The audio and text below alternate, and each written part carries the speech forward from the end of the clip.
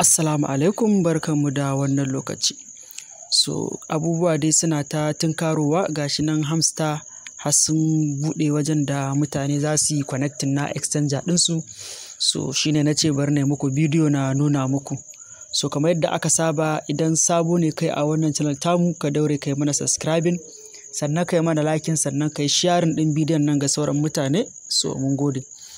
Gashi nan na shigo cikin hamster ɗina kamar yadda kuke gani. Duk wanda ya shiga zai ga wani ɗan message da suka yi. Gashi nan dai ba sai mun tsaya karantawa ba, kowa in ya shiga zai gani a nasa. Bari na taɓa wajen play ɗin nan. Gashi nan na taɓa wajen play, bari mu jira wato mini app ɗin ya buɗe. Gashi nan yana ƙoƙarin buɗewa. Tun a nan za ka ga akwai update, akwai alamun abubuwa wanda gashi nan Friday 13 wato yau kenan. Gashi nan bari na yi collecting ɗin coins ɗina da ya taru. Kamar yadda kuka sani, an yi abubuwa da yawa a cikin hamster, amma yanzu duk ba su ne suka kawo mu ba. A wannan bidiyo kawai zan nuna muku wato exactly yadda mutum zai yi connecting na wallet ɗinsa, ko in ce exchanger, a wajen airdrop wanda kwanaki an taɓa yi. Gashi nan gurin inda aka rubuta airdrop ɗin nan, wato nan za ku shigo. In kuka shigo za ku ga gashi nan September 26, 2024 airdrop, wato gashi nan date ɗin yana ta counting kenan, wanda za ku ga exchanges nan da suka sa waɗanda za a yi withdraw. Akwai Binance, akwai OKX, akwai Bybit, sannan akwai Telegram wallet, sannan akwai wata gata nan EIB exchanger, da kuma sai kuma wancan. Wannan ita ce Binance ta farko, ita zan sa, wanda duk wanda yake so sai ya zaɓi wacce yake so. In ka taɓa, a misali ka taɓa nan Binance, idan kana da Binance sai ka taɓa yes, idan kuma baka da ita sai ka taɓa no let create. Kar ku manta, wannan shine wato code ɗinsu, ko in ce keyword ɗin wato da za ka je ka yi searching a cikin Binance. Gashi nan shine wato HMSTR, shine hamster. Bari mu yi minimizing. Okay, gashi nan na taɓa shi. A nan gurin za mu je mu kwafo wallet address ɗinmu na Binance da memo mu zo mu sa a nan. Bari mu yi minimizing. Yauwa, da ka shigo cikin Binance ɗinka kamar da yadda muka yi a na docs, sai ka zo ka taɓa wajen da aka rubuta wallet.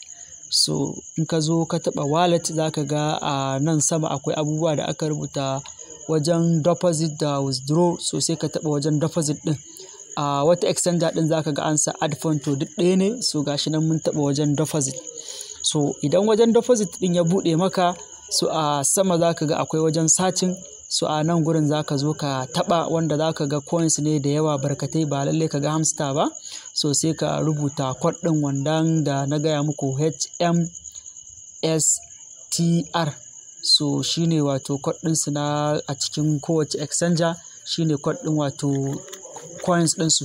Za ku ga gashi na hamster combat. Kawai sai ka taɓa shi.